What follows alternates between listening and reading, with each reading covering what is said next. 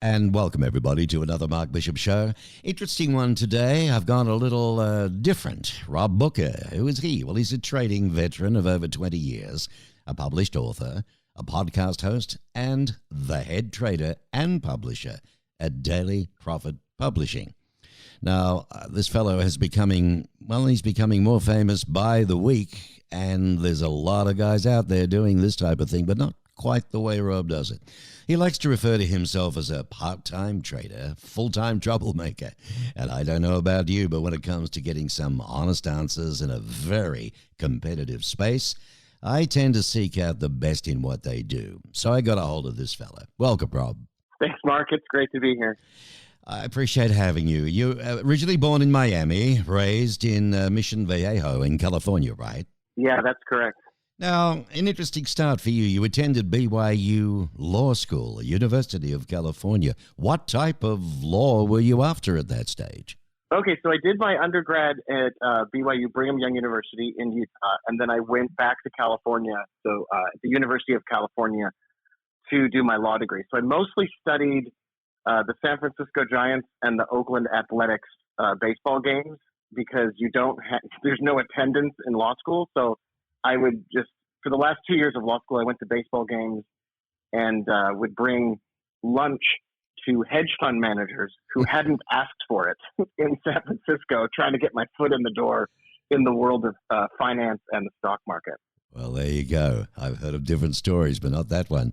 Now, before we do get into the meat of it all, tell us about your first company back in 1999, because my shows have a lot to do with business and motivational attitudes and so on. And I love your story because, I mean, let's face it, you're taking lunches to dudes at baseball games. At the same token, you're trying to build your own life, aren't you? Your own business, your own career, right? Yeah, that's true. The 60-second version of a longer story is I got out of law school and applied to a PhD program in the Washington, D.C. area, moved with my wife to the Washington, D.C. area, drove a truck with all of our stuff out of San Francisco, and got to Washington, D.C., showed up for the week before classes to buy all my books and meet my professors. And I was told that there wasn't enough room. There were only 10 spots, but they had admitted 11 people. And guess who was the one who wasn't getting in? So I didn't get in to the program. I mean, I literally got thrown out of it after being admitted, and before I even got to start. So I started my own company with a friend from college. And this is way back in the early days of online resumes and internet job boards. Monster.com was really big at the time, and there wasn't any LinkedIn. There was hardly any PayPal at the time, let alone LinkedIn, which was created by one of the founders of PayPal. But so we started this company, and we started scouring the internet. We built computer-based robots to scour the internet and download every job listing that had been posted anywhere online. And at one point in time, we were receiving like 10,000 resumes a day from job seekers to match up with those jobs. And we built a series of websites that would automatically send someone's resume to recruiters and jobs and stuff like that. That first company, we were at one point doing something like $70,000 a month. But the problem was we were spending $80,000 a month. And Mark, I'm not great at math. Despite my problems with mathematics, that was just doomed to fail. And although we really did a great job of bringing in revenue, it wasn't bringing me any happiness. And I wasn't finding any solution for reducing the cost. Right. And I was a really, really early business owner. It's the first time I'd ever run my own business. And I just mucked that whole thing up. And that business failed within about 18 months. But what a fabulous lesson on profit and loss, huh? How does one spend? It's so simple. How do you spend $10,000 over, though? Tell me, or maybe you shouldn't tell me. Well, what you do is you get into business with someone, and you both have a corporate business card, and your business partner uses that card for a bunch of personal expenses and whatnot. And so Like I wasn't really, the real lesson is pay close attention to what's going on. That's the Right. real lesson. And I wasn't paying close enough attention. And so, God bless him. I would still consider him a friend. We still talk maybe once every year or so, Mm-hmm. but that business just fell apart. We weren't monitoring the money that was going out. So we were buying computer equipment that maybe we didn't yet need. Mm-hmm. We were hiring people and incurring payroll costs that were more than what we could support. And we just, we were sort of expanding before the profit was there to Right. really reasonably justify it. The- And you can do that with Oh, you yeah. can do that with a business that's growing, of course, with a line of credit and stuff. But Yeah, it's too easy. we were kind of capped out on our growth, and we weren't growing any further. So I gather then this led to you writing your first book, Adventures of a Currency Trader, in 2007. You must have done a little bit before then to get into that. Yeah. So in the year 2000, 2001, I started trading. That company had failed by then, and I started trading. And I called up all these investment professionals and hedge fund managers, and the head of correspondent clearing at Bear Stearns, which no longer exists, in San Francisco. And I had these relationships that I built while I was in law school ditching class. And I called those. I said, "Listen, I'm gonna do it this time. I'm gonna jump into the world of trading. What advice do you have for me?" And almost every single person said, "Don't trade futures, and definitely don't trade currencies. Currencies are wild. It's the Wild West. There's no regulation. It's crazy out there. You're going to lose all of your money." And all that I heard was, "It's wild out there." Mm-hmm. That's all I heard. It sounds like And so I the started- Wild West, my Yeah. friend, Yeah, the Wild West. And I mean, I'm literally back in those days. You could place a trade to buy British pounds, and it would go to the broker. But the broker would just throw that trade in the trash. Like it would just disappear. They never even matched you up with anybody. And if you lost money, you just lost it all to the broker. And if you made money, you made it all from the broker. And it was just what they call a bucket shop, where your order just went in there to die. And the quotes were different all over the place. And one broker would be quoting a price that was 0.5% different than another broker. And so while I lost money at the beginning, and this has been the theme throughout my entire business career, I just exploited what I perceived as a loophole or whatever it is. I mean, I don't want to phrase it incorrectly, but I always just try to find what's happening under the surface that people aren't paying attention to. And so then I built robotic trading systems that would buy from one broker and then offload that trade to another broker for those price differentials. And that lasted for a few years. And that was how I got my start. And then I got really lucky in the world of currency trading because it was the Wild West. And by 2007, I was speaking at some conferences and I wrote a book. And that was the real breakthrough moment for me. Publishing that book was a real breakthrough moment. Well, I mean, you lost a lot of money, when you started. You spent, I think it was about 11 months working your way to become profitable. It must have taken a huge toll on you. Yeah, there was. I mean, I have absolutely. There's a number of ways that it took a toll, but I was up in the middle of the night. The currency markets are open 24 hours a day, and the most active trading session is happening in Europe and London when most of the United States is asleep. And so I would get myself up in the middle of the night and watch the currency markets. And I would dedicate myself to this. I would read a book and I would look at the pictures in the book of the charts. And then I would look at the screen and try to match them up. And what I was trying to do, Mark, and it doesn't work. What I was trying to do is I was trying to copy what I was reading out of a book. And I was trying to make whatever I saw in the book match up with whatever I was seeing on the screen. Instead of thinking for myself and doing the hard work, which is the long way of doing it, but the only real successful way to do it, I was trying to make something that someone in a book claimed worked. And that just copying someone else's strategy from a few years ago wasn't ever going to work. And I realized that about 7 or 8 months in. And then I just sort of started from scratch, just erased everything and took the loss, so to speak, and moved on from trying to copy someone else to doing something that was maybe more my style. Look for a loophole, look for price discrepancy, think about it originally, back off, stop trading completely, which is what I should have done in business. I should have shut everything down and just rebuilt it with only the parts that were necessary back when I had that business. And I probably could have made that business survive. But that's what I did when I started in the currency. I lost a bunch of money at the beginning and then got myself back on track by just sort of, I don't want to say teaching myself, because I still asked questions and still made phone calls and still read books. But it really, at the end of the day, it all comes down, it always does. It comes down to each one of us. We're responsible for whatever results we're producing. Well, you became a full-time trader 4 years later. By 2006, you were doing incredibly well. Apparently, you felt like you had reached trading nirvana. Everything's going terrific. You're on top. But what happened then? What blew up? Well, okay, so the dates are really close there. So in 2005, 2006, and I don't want to bore your listeners with the details here, but this is probably you've hit on probably the most interesting story from my trading career up until maybe now. But so back in those days, we live in a world right now where interest rates are practically zero everywhere. You put your money in the bank, you're going to get the same money out 17 years from now. The interest rates are never going to pay you anything. Well, back then it was a different story. The United States was in a tightening interest rate cycle, so they were raising interest rates.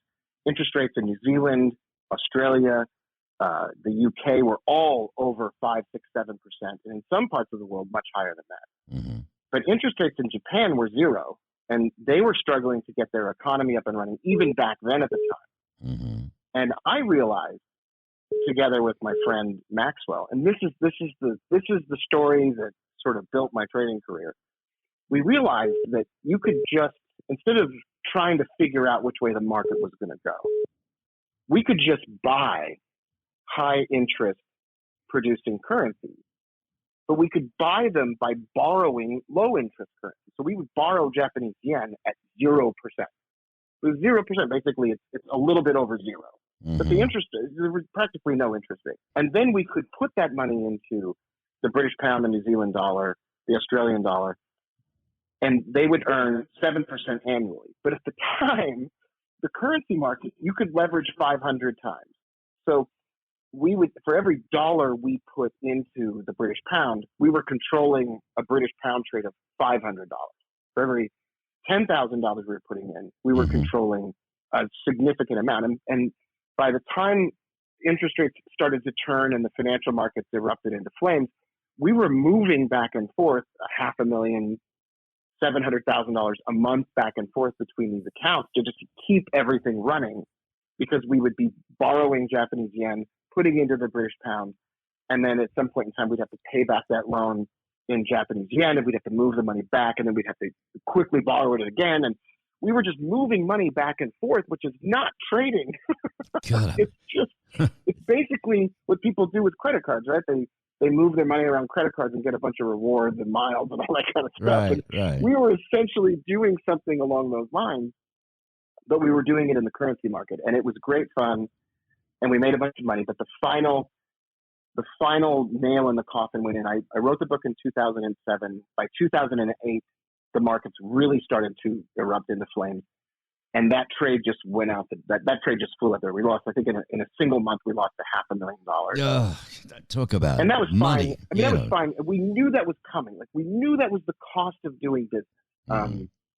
You could pick up pennies in front of a bulldozer as long as it's going really slow, and you could do that for a long, long time. But if a train, crashes into the back of that bulldozer, you're going to get run over. Or if there's tar on the road and the darn penny's stuck there, you're in deep shit. Hey, you became successful, right, with Forex currency. There's no at first, and then you decided to try again with stocks and rebuild your career from square one. And from what I understand there, Rob, you became an expert in trading bear markets and still considers it, one of your greatest strengths as a trader. Why was this, do you think? That is I don't know where you did your research, but wherever you did your research was great. Like, you did a great job. When I finally get a Wikipedia article written, I'm gonna ask you to help contribute, because I got spies everywhere. I am not naturally a pessimist. I'm actually, and most of the short sellers that I have met or admire over the years have all been very optimistic, very family-oriented people. They're not pessimists. They're not vultures. They're not evil people. But I don't know why I gravitated toward this. But and by the way, like right now, right when we're speaking here and now, we're in the midst of the very beginning of exactly the kind of market that I absolutely love. And I don't know why it is, but there's when everyone becomes convinced that one thing is true. For example, Tesla will go up forever. Amazon will go up forever. When everyone becomes convinced that that is true, there are signs hiding underneath the surface of the market that show you that it's becoming more and more and more and more expensive to protect yourself in the case of a crash. And at some point in time, there's a couple of indications that the cost that the amount of money that it costs to protect yourself in case of a crash goes way up, or the number of stocks that are declining on a certain day reach historically high levels against the number of stocks that are rising. And I don't know what it is, Mark, but it's again one of those things where I feel like sometimes I'm the only person paying attention to that, and I think there's a sense of self-importance or ego or pride or whatever it is with me, like I admit it. And I like to find that and then start to exploit it. And so for the last couple of years, for example, I would find overpriced Chinese stocks, companies that are listed in the United States but headquartered in China, that are cooking the books or don't have the revenues they say they do, or their CEO went missing in some political prison in China and no one knows about it. Mm-hmm. And I would short those stocks. I would bet against those stocks. And usually I reserve everything that I do for, bad, evil companies that are reporting results that are false and whatnot. But there's a whole lot of those companies out there. 10% of listed companies on the stock exchange right now don't even make enough money to pay the interest on their debt. Yep. So they're called zombie companies. There's poor suckers out there like me that wouldn't have a clue, and you put your hard-earned dough into these and you wonder why. We're going to get into that in a little bit. But now a 20-year trading veteran, right? You're a published author, as I said, a podcast host, a head trader, publisher at Daily Profit Publishing. But as the story goes, it wasn't always that. I admire the way you got back up. You've worked your butt off. You did it. You didn't lay down and die or go somewhere else. You stuck with the hard way. And now as life goes on, folks, Rob Booker is now currently the head trader and publisher at Daily Profit Publishing. Look it up on Google. It's quite a legacy behind you. 21 years of trading now, something like 936 watch lists a year, 1,224 trades a year minimum, not including your personal account, and 33,127 traders and students all over the place. What you call the happiest family of traders on the planet. They're not just in America either, are they, Rob? They're scattered. No, they're all over the place. Yeah. Yeah, that's great. Yeah, that's I have ended up in a spot where I'm super happy. But I think the central point of all of what you just said is that when stuff got difficult, or when the trading strategy that I used in the 2000s fell apart, I don't know. I think that may be why I like to do the bear market stuff, or I like it to be me against the world. I think there is an aspect to it that I like. And so when my back is against the wall, I think I do some of my best and most focused work. And I work the hardest at those times as opposed to giving up at those times. So if you can start me off on the golf course, 5 shots down on hole number 1. You can just start me off there. I'll probably play a better round of golf. This guy loves a challenge, doesn't he? I tell you what, man, I'm off 19 and I'm up against dudes who do that to me, but I never bet for money. I focus, but if I've got to play for money, I go to pieces. I don't know what it is. That's probably why I never made any money on the stocks, but I'm going to get there one day. And I'm one of these mugs that bought the Chinese things, I think, the Hang Fang, whatever it is, and still trying to wonder where it went. What trading method, Rob, are you most excited about right now? Because, let's face it, we're in a hell of a volatile situation. Every night you don't know where it's at, up, down, worse than a pair of drawers, you know what. But where are we going? What's happening? I mean, do you All have right, do you have a product or service that you're most passionate about? Yeah, I mean, and I can describe it in full detail right here, so nobody needs to buy anything or anything like that. No. But yeah, But my listeners will listen yeah, and take you with a grain of salt. yeah, sure. And we haven't got all So day, so yeah, that's great. So there's two answers to that question. One is in the short term, very bearish on a lot of the stocks that have done very well over the last few years. And that's just a temporary type of thing. Long term, I'm bullish on Bitcoin and especially Amazon and some stocks like that. And that's all super long term stuff.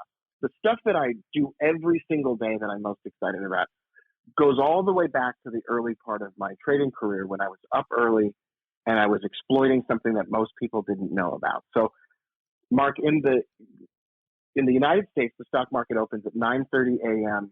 Eastern time. That's when the bell rings, and that's when stocks are officially starting to trade. But for 2.5 hours before the stock market officially opens, if you get up early, those stocks they're actually moving before the stock market opens. And there's trading going on in what is referred to as the pre-market session. And business television will refer to it all the time. Right. They'll right. even do pre-market business updates. But most people don't realize that with a regular brokerage account, no special permission, they can trade the pre-market session. And that session, much like the stuff that I did way back in the old days, is cleaner, it's easier to read. There's a far fewer number of stocks that you even look at that time of day. And so I spend about an hour and a half in the morning before the stock market opens. And my friends and I would just focus on 5 or 6 stocks, sometimes just one like this morning. And that's what we do. We trade that stock in the morning when it's moving before the stock market opens. And what's crazy is with 80, 90% reliability, a stock will jump and start moving in the pre-market section. It'll move 50 cents or $1 or whatever it is. The stock market will open. It'll go for another 15 minutes. And then that thing just falls through the floor. And I don't know. I still don't even really understand why that happens. But I'm already back in bed by then, Mark. I don't even care. I don't even mind. So that's the thing right now that I wrote the book in 2007 to tell everybody in the world about what I was doing. I just said, everyone should be doing this. Everyone should know about this. I don't care if you give me any money. I don't even care if you buy the book. And what's it called again, by the way? What's the book called? The first book was Adventures of a Currency Trader. And if I wrote a book about what I do now, it would be called, I don't know, how to make money before most people wake up. That's what it would be called. Like how to trade before the markets open. And that's what I do now. And it's exciting to me because it's not a crowded trade. There's not a lot of people that know about it. There's plenty of room. We can have 10,000 of us doing it, which is still a very small percentage of people who trade the market. And it's much easier to figure out than waking up and then looking at business television and watching all those tickers flash across the screen and trying to figure out which way things are going. And 15 minutes in, when you finally decide what you're going to do, watching all of it crash in the opposite direction, which is super frustrating. Mm-hmm. So I'm done. I don't even really look at the market on most days after, I'm thinking Eastern time here, after about 10 a.m. Eastern time. I'm not even looking at the market for the entire rest of the day. I'm done. I don't want to hold anything overnight, especially in an environment where most of those stocks are crashing. Interesting. Well, I'm 2 hours behind you again out in Mountain Standard Time. So, I mean, I'm dead meat when you're back in bed. I haven't even got up yet.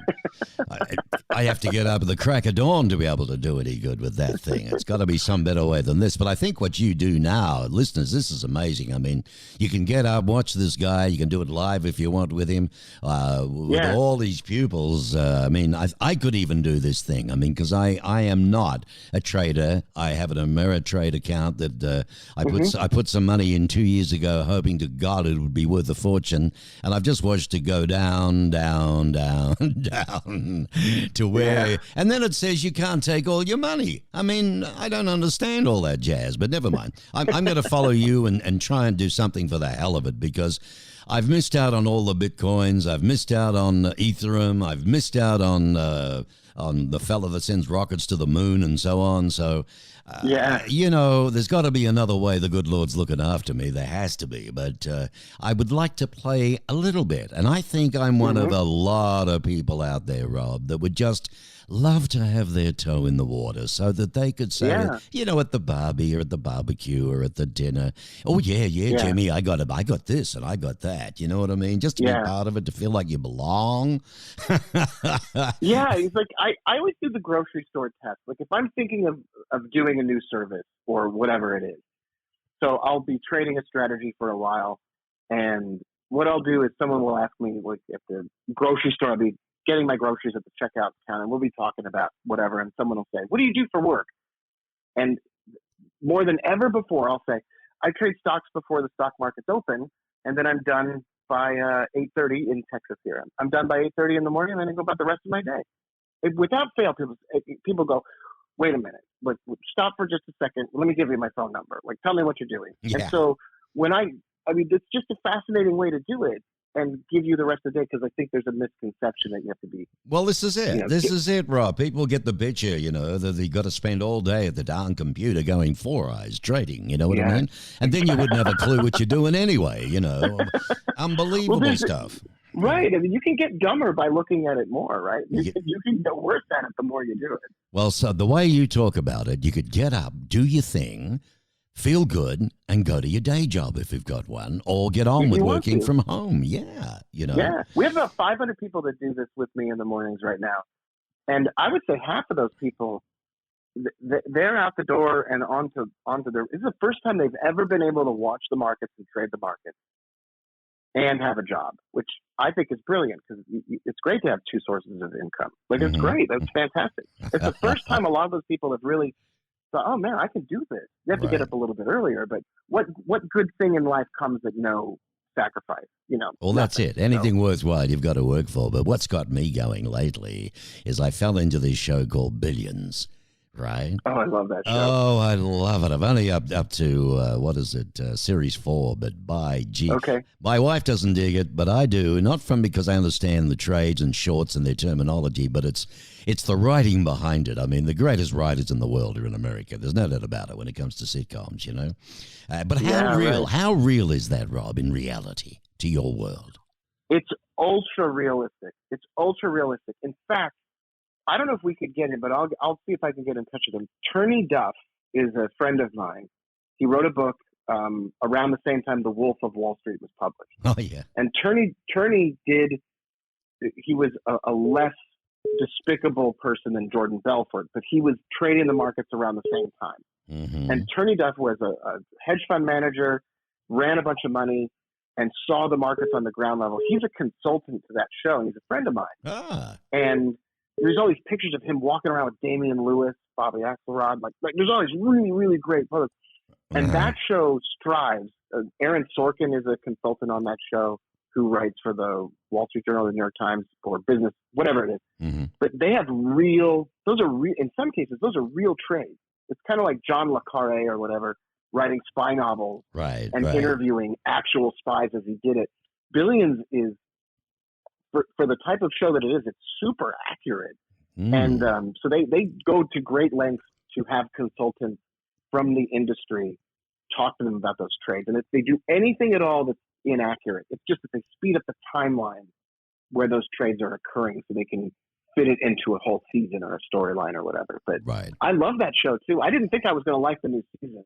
Yeah. And I'm not going to spoil anything. No, but don't you dare. I just watched the first episode of season 6 and I was very pleasantly surprised. Right. This is actually well, great. I'm pleasantly surprised with the opening of 4. So it was a hell of a shock. What's his name getting fired? But he'll come back. I mean, he's the sneakiest guy on the planet, that fella. Stocks. We're talking with Rob Booker, the fellow that. Listen, listeners, if you've ever wanted to do something, where can people follow you up here, Rob? Where can they, suss you out a little bit and maybe put their toe in the water with you, perhaps? How does one go about that? Yeah, the easiest places so if you want to get in touch with me, the easiest place to do that is Instagram at Rob Booker, ROBBOOKER. And you got to watch out because there's a lot of impersonators. There's entire call centers that are set up in India where they create fake accounts and they impersonate me. So you got to go to at Rob Booker, but nothing other than that. And you can message me there. You can see the feed. You can get some links there. That's a good place to go. Or you can just go to robbooker.com, ROBBOOKER. and we've got a free email list, I'm sure, somewhere flying around that webpage or whatnot. And that's a great place to stay in touch. I don't own the domain yet, but this trade that I do in the pre-market session is called the Sunrise Trade. Right. So if you Googled Rob Booker Sunrise Trade, you'd probably find some information. And I think floating around there is an offer to trade with me for a week for $27 or something like that. I mean, something along those lines. That's pretty cool. But I mean, you just floored me with this business out of India. Isn't anything sacred left, mate, at all? I mean, these guys are brilliant at IT, as with the Russians and all the rest of it. But how can somebody imitate you and do? God, I don't know. I don't know if I trust myself looking in the mirror anymore these days. What you hear, it's unbelievable. Yeah, it's crazy. I started watching these videos on YouTube of guys in the States who partner up with Russian programmers in some cases, and they go after these places and they'll hack into their security cameras and get on a call with them and show them their own security cameras, and they'll steal Bitcoin from those guys. And I'm way into those YouTube videos. I love that stuff. Well, look, I have a couple of details here, and now I'm not sure whether to give it out or not. The 304 number, isn't that an office number? Yeah, I don't even know if that number's working. Well, let's not give a bum steer. That's a good question. Let's stick with the robbooker.com and also the, what was the other one you gave? At Rob Booker, wasn't it? Messenger. Yeah, at Rob Booker on Instagram. Instagram. Yeah. Okay. ROBBOOKER. That's fantastic. One last question because we've got to go. It's a tough one, all right? I want you to really think about this. All right, I'm up for this. What's your favorite food? This is not a difficult question. My favorite food is pizza. I lived in Italy I knew that. I lived in Italy for 2 years. I ate pizza every single day. Oh that my I was God! in Italy. And isn't a slice of pie where you're from? Isn't that the best in the world too? In New York. Yeah, New York is great. So my mother was born and raised in Brooklyn, New York. My daughter and I just flew to New York and did a pizza tour in Brooklyn, and we ended up at Best Pizza in Brooklyn. We ended up at a pizza shop that opened about 15 years ago underneath the apartments where my mom grew up. And I only realized that once we were at the pizza place. I looked around and I was like, that's Mount Carmel's Catholic Church right there. And I started looking around me and I realized it was on the street where my mom grew up and where I used to stay with my grandmother. Wow. And so, I bought every piece of merchandise that place has. Yeah, and I hope you took some great photographs because that'll be great for another book later on, Yeah. That Man would be versus good. pizza, yeah. Well, and where you grew up and your mom was and all of that. Oh, yeah. Fantastic, Rob. Look, I tell you what, I'm going to follow through and try and join your Sunset Club. I mean, that would be great. Ladies and gentlemen, Rob Booker, ROBBOOKER, right? There's only one of him. He's a trader, teacher, in fact, an all-round good guy. With me on the Mark Bishop Show. Thank you, Rob. All the very best with this next big project and venture. All the wonderful students all over the world that you help and train and teach every day. So they started from nothing, and that gives us mugs a chance too. You know what I mean? All right, my friend. You have a good day. You too, Mark. Thanks so much for having me on. You got it. Bye now. What a great fella. Hope you enjoyed that. Rob Booker, trader extraordinaire. And check him out. He's really good at what he does. And that's none of this business about having to hold forever and spend all you've got. Play around. I've watched how he does this. And, look, even an extra $500 a month would be nice, wouldn't it? All right. I hope you enjoyed the show. We'll be back with another one soon.